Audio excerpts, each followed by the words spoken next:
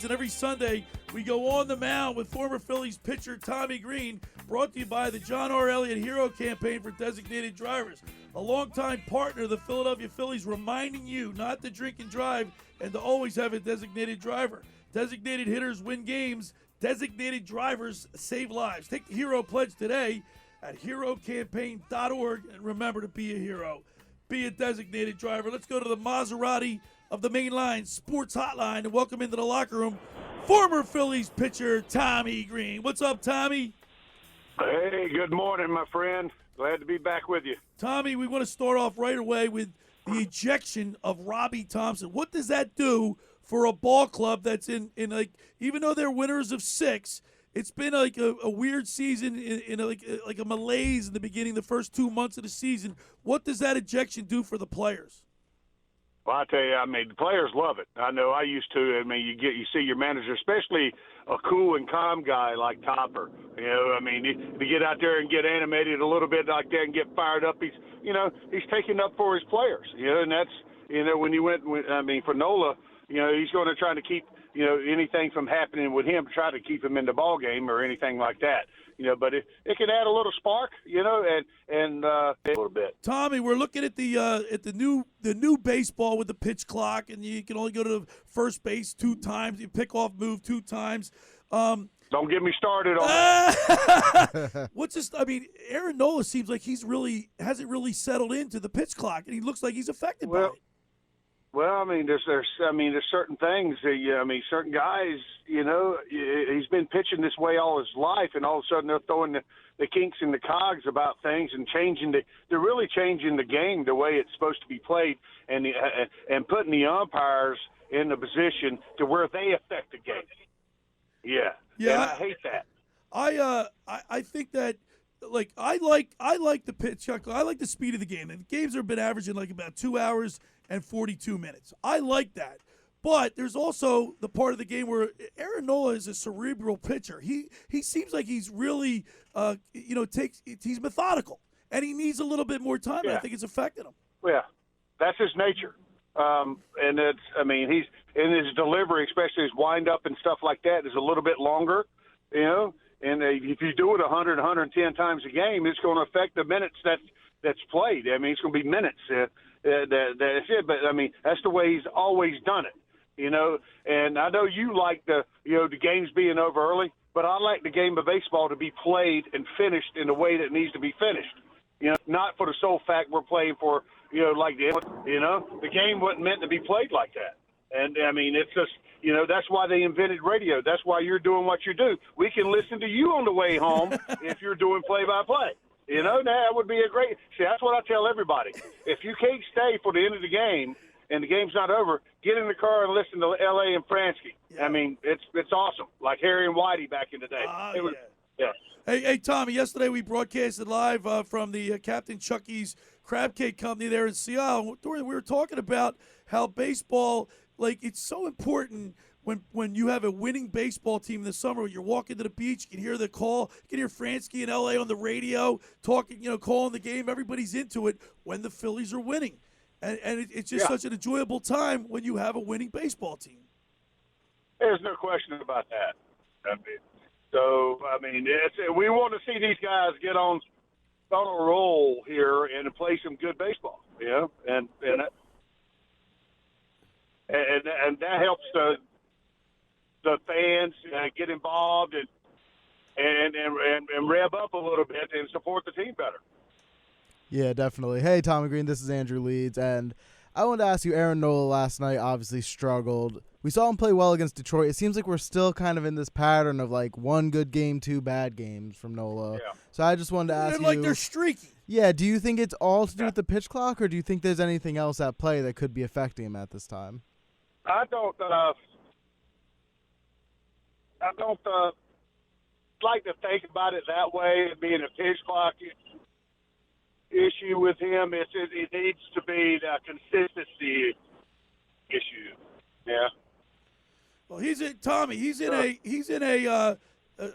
free agent at the end of the year. He needs to start playing while he wants to get paid. Well, you can't. Well, he's going to get paid. He's going to make money anyway. He's already made money, and it's just a thing. I think you have those times in your career where you kind of things go a little iffy. You look back at the pitchers that pitched for a long time, except for your freaks like Maddox and Roger Clemens and those guys. They never really. I mean, they had some years where they were down. This is his downtime. But his because Nola is a little bit. I mean, hit and miss. So as the ERA and stuff gets up, he's up above 4.5 now. That's where you start getting concerned. He's allowing runs, like the big innings and stuff like that, where he's giving up a bunch of runs. And you usually don't see that too often with your guys. So he's got to find a way, to get back in there. He's got it in there. He showed you when he finds it and he commands what he does. He can be real good. But you look at the difference. You pitch against Detroit, whose offense is, they're probably one of the last teams in baseball.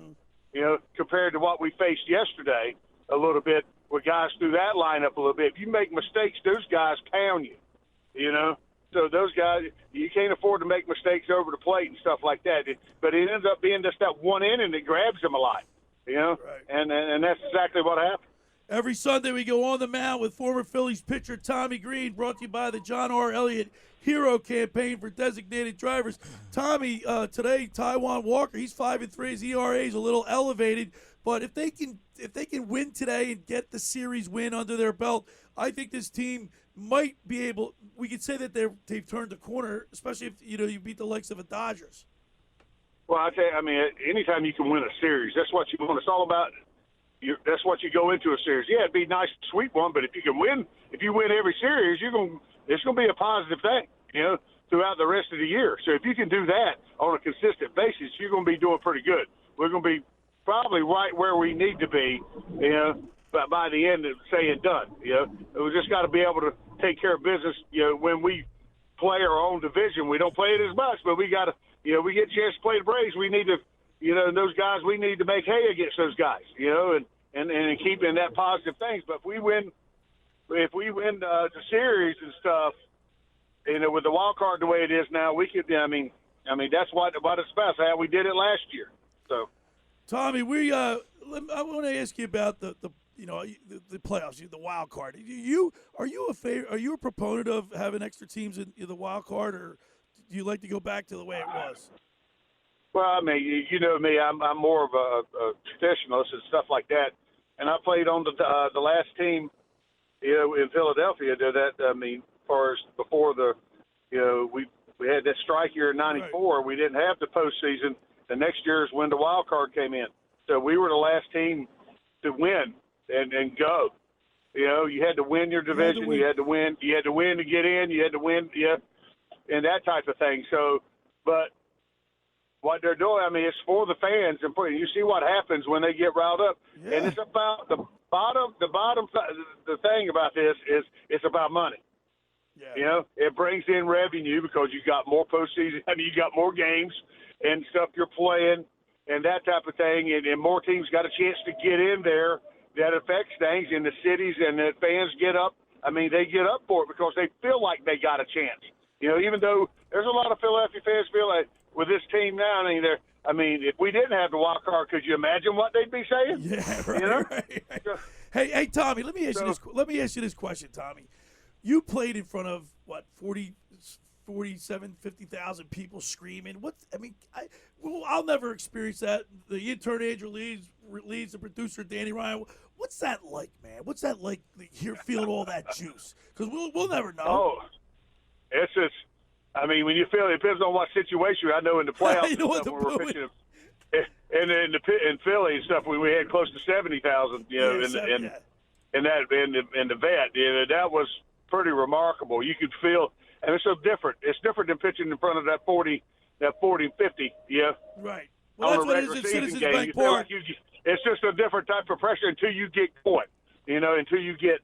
Into the game a little bit, to get through that first inning or the first guy, you find his zone, you feel like you got your command, that type of thing. As a starting pitcher, it's what yeah, sometimes you go out there and you're having to try to find it a little bit. You're having to, you know, fight to stay alive a little bit until you find that command, that feel. You know, it's not every day it's that easy.